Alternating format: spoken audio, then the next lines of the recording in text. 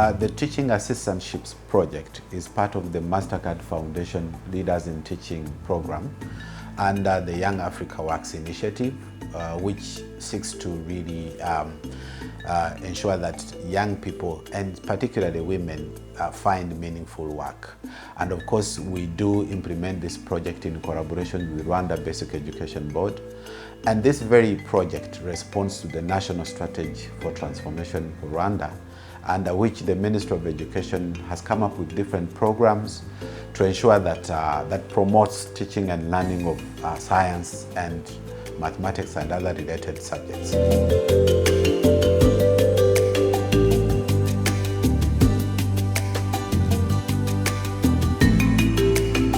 Once we get to recruit these teaching assistants, so the next step is to prepare them for the task ahead of them. So we prepare them by training them, giving them professional training, introducing them to teaching basics, where we look at aspects like lesson planning, lesson preparations, how are they able to translate content in a textbook into a lesson plan, into a scheme of work, and also looking at what materials do we need to have in place to have an effective lesson. So we teach them on how to design and do a proper teaching learning aid. And on top of that, we also look at other aspects like how do we speak in front of people, public speaking. And this really boosts their confidence because it's going to be their first time to stand in front of people. So those are some of the things that we look at, but also look at quite a range of other areas, the interpersonal skills, how do you handle discipline, classroom management. So these are some of the things that we work with them during the orientation time as we prepare them to go to schools. Aba bana dukorana nabo ubwabo bo bariga bakigira muri ivyo bigo by'amashuri mu byo twita CPD bagira buri cyumweru.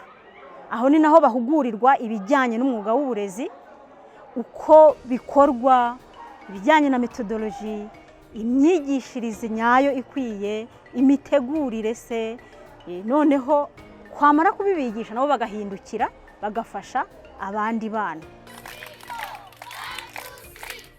Before becoming a teaching assistant, I was shy to stand in front of others and just speak something.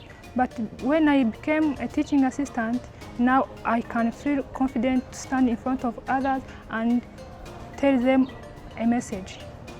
As a teaching assistant, after joining this TAP project, I can say that on professional level, I saw myself being able to deliver lessons effectively so that every learner can understand, can get what I'm saying. So that's all about that professional level. And this is beneficial to all students because they are able to get what I'm saying and they are very confident to ask me because we are like of the same age, they can't fear. These students are given computers. Part of the package during the induction time, we also take them through ICT training where they're given basics that's introducing them to different applications that they need to use, like word processing, Excel, PowerPoint, and all that. After preparing them, they are deployed into schools. And when they are deployed into schools, they work alongside what we call the host teachers, or what you would call the classroom teachers. So these are key people in our project because these are professional teachers that we pair them with the teaching assistants. Yes, we have given them some basics, but it's not enough. So they need that day-to-day guidance, and that is done by the host teacher.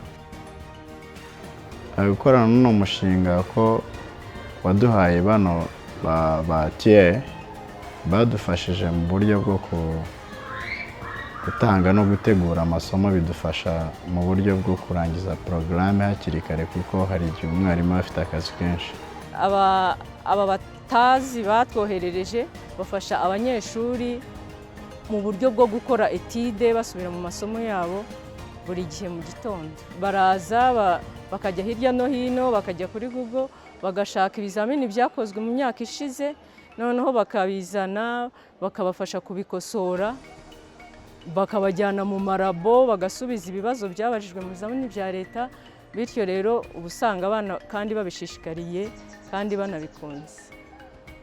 aba bana bahageze baraje turafatanya mu ishuri, bituma tubasha koroherwa mu buryo bwo kwigisha, kuko nko mu buryo bwo kubaza nka mwarimu narorohewe kuko baramfashaga gukosora impapuro, hanyuma kandi bakamfasha no kwigisha, tugategurira isomo hamwe, bityo bikanyorohera cyane. Ubundi icyo bakora ari icyo bita morning assembly mu gitondo, uvuga ngo tubaha umwanya bakadufasha gushishikariza abana, kubakangura cyane bahereye ko nabo bize hano kandi akaba bararangije bafite amanota meza.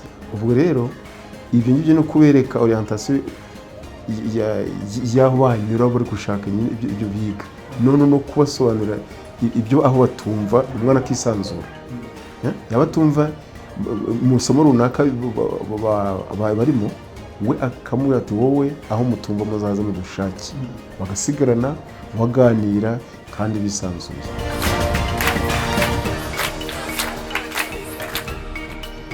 Now I support the senior 6 students in physics subject, like work with them in practical exams or in practical exercises, to make the research, to summarize the lesson, to guide and advise them to how can achieve your goals in order to pass the national exam. Ntabwo nese ko nzi chemistry kuryo natuma n'abandi bayimenya. Numvaga nyizi nkabona amanota nyine muri classe, nkakira bulletin nziza, ariko numvaga chemistry nzi ntashobora kwibwira abandi ngo bayimenye. Byatumye menya ko nanjye hari umuntu ufitiye akamaro, hari umuntu nagira icyo ngezaho nkurikije nanjye ibyo nagezeho. Kwigishwa n'umwarimu twabanye bimfasha kumwegera mutinyutse cyane, nkamubwira ibingoye muri njyewe, nkamubwira n'ikibazo mfite mu myigire yanjye, kubera ko umwarimu yigisha hari igihe namwegera mufitiye n'ubwoba. Ni byiza kuko aba ari umuntu usanzwe umenyereye, wabaza ikibazo akagusubiza yihuse, ndetse n'iyo ugiye kumureba ntabwo atinda kugusubiza, aragusobanurira neza, akakubwira ikintu nyine runaka cyose umubajije, kuko aba ari umuntu nyine mwisanzuranaho kurusha umwarimu nyine ukurusha amashuri menshi. Uyu mushinga wa TAP wadufashije ibintu bikomeye, kuko bino bigo by'amanayini usanga tukunda kugira ibibazo bya siyansi. Baduhaye ibikoresho byo muri laboratoire, ndetse rwose abana barabikoresha, abatazi babikoresha neza, ku buryo byanatanze umusaruro, bituma abana bagira icyizere, biyumvamo icyizere cyo gukoresha cyangwa se cyo kuba hari ibikoresho byo muri laboratoire, ama product n'ibindi bitandukanye. Ikindi bifasha n'abarimu, mu by'ukuri ubona ko ikintu cya siyanse gisa naho kizamutse ku rwego rushimishije mu kigo. Mbere na mbere intego tuba dufite nuko abana batsinda neza, nuko abarimu bigisha bafite imfashanyigisho nyinshi zitandukanye. Icyo byadufashije rero kugera kuri intego ni ukugira ngo nyine imyigire itere imbere kandi itezwe imbere, n'ibyo bikoresho tuba twabonye ari nabyo TAP yaduteyemo inkunga.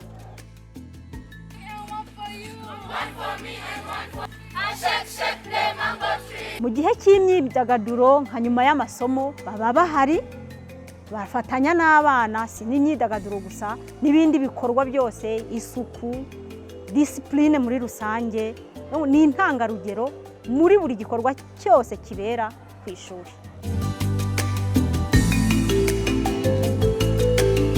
Uyu mushinga ikintu cya mbere ufasha aba bana, murabona ko hari ikibazo cy'ubushomeri. Kuba umwana yarangiza amashuri yisumbuye agahita abona abantu bamwokipa mu gihe kingana gutya, by'umwihariko noneho akabasha kuba yabasha kubona ayo mafaranga, akaguramo udukoresho akeneye. Nabonye bibafitiye akamaro no kwiyungura ubumenyi, kuba ahora buri gihe ashakisha mu bijyanye n'imyigire, nabonye bibafitiye umumaro. The project really has impacted, or it impacts communities in quite a number of ways. One, these are students who are born in the same area. One way is they are giving back to communities that raised them. So it's an opportunity that tells them that, you know what, however young you are, you can as well contribute to the development of the country. But also, apart from teaching and ensuring that they are supporting students that are really struggling, we've had students or teaching assistants coming up with different initiatives, like contributing to mutuelle de santé or health insurance for the vulnerable, poor or children.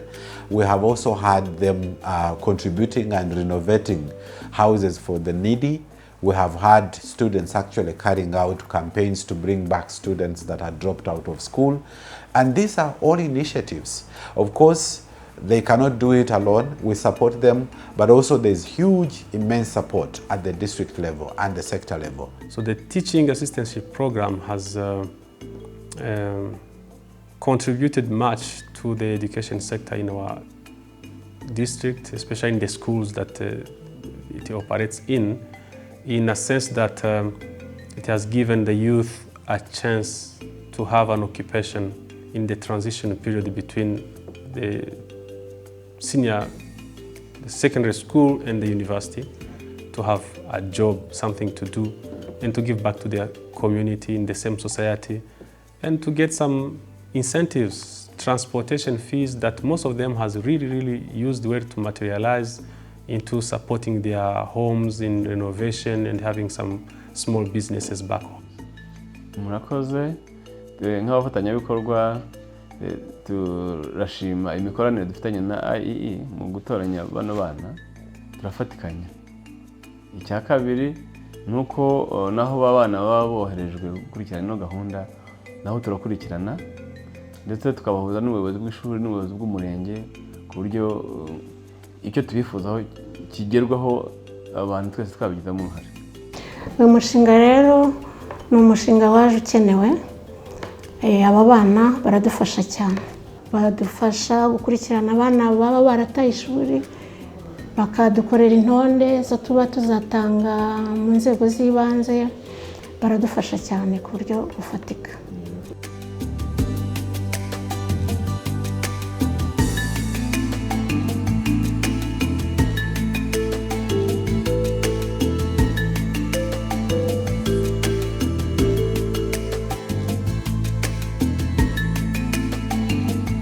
Abana rero barangije uyu mushinga, inama nabagira, ibyo bigiye aho barimo bitoreza, ibyo bakuye hirya no hino aho bari ntibabipfusha ubusa, ahubwo n'ufite amahirwe yo gukomeza kujya kwiga kaminuza azahora aharanira kugira icyo afasha bagenzi be, kuko twabonye ko mu bufatanye hari icyo umuntu yungukiramo. Ntabwo uba wigisha ari we wunguka wenyine, ahubwo nawe wigisha uri urunguka.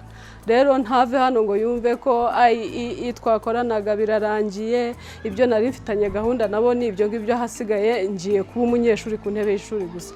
Ahubwo igihe cyose naharanire kumva ko naho ari agomba kugira umusanzu atanga nk'urubyiruko rufasha urubyiruko rugenzi rwe asanze. We really have great appreciation of different stakeholders, ranging from Rwanda Basic Education Board, at the district authorities, sector education inspectors, and head teachers, directors of studies, and actually the mentors themselves, but also the teachers. But also there's a huge admiration of the entire general students community. So to us, that's something that gives us courage to really keep going and keep supporting and pushing. And again, we greatly appreciate MasterCard Foundation for funding this very project. It's a huge project, it's a 5-year project, and for sure we believe that after 5 years we should have worked with 3,100 teaching assistants. And our hope is that we shall have quite a huge number of them going to Rukara College of Education and pursuing education-related careers. So we're really grateful for the opportunity to be able to serve, but also grateful to the Minister of Education for all these wonderful programs that we support that aim at promoting teaching and learning of science and subjects.